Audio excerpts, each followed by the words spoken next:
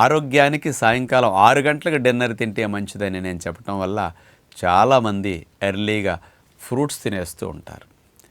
ఈ ఫ్రూట్స్ తిన్నప్పుడు రాత్రి 9, 10 గంటలకు మళ్ళీ ఆకలేసేసి మళ్ళీ ఏదో ఒకటి తినేదాకా వాళ్ళకి నిద్ర పట్టదు. అంచేత ఎర్లీ డిన్నర్ ఫ్రూట్స్ వల్ల నైట్ ఆకలేసి ఇబ్బంది అవుతున్నది అనేవారికి అలా ఇబ్బంది లేకుండా ఉండటానికి మీరు ఎండు విత్తనాలు కొన్నిటిని తీసుకోండి. అందులో ముఖ్యంగా పిస్తా పప్పు ఉండాలి. నిద్రపుచ్చే హార్మోన్ బాగా ఉంటుంది.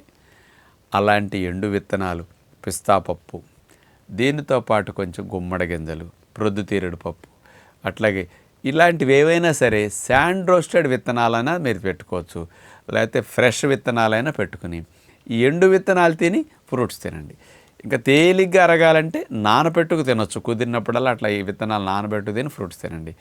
లేదండి బయట ఉద్యోగ వ్యాపారాల్లో ఉంటున్నాం అంటే డిన్నర్ ఎర్లీగా తినాలన్నప్పుడు శాండ్ రోస్టెడ్ ఇట్లాంటి విత్తనాలని బాగా ఒక్కొక్క రకం అన్నేసి పెట్టుకుని అన్ని విత్తనాలు తినేసేసి మీరు ఫ్రూట్స్ తినండి.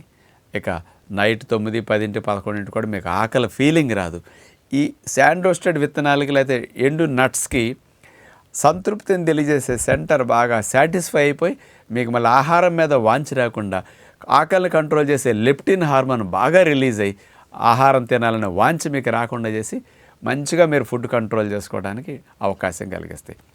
అందుకని ఇట్లాంటి నైట్ ఆకలిస్తున్నది ఎర్లీ డిన్నర్ వల్ల అనుకునే వారందరికీ నట్స్ కాంబినేషన్లో మీరు డిన్నర్ తింటే మీ ప్రాబ్లం సాల్వ్ అవుతుంది. కాబట్టి ఎర్లీ డిన్నర్ వల్ల అనేక ఆరోగ్య లాభాలని మీరు పొందటానికి ఈ డిన్నర్ టెక్నిక్ని అప్లై చేయండి.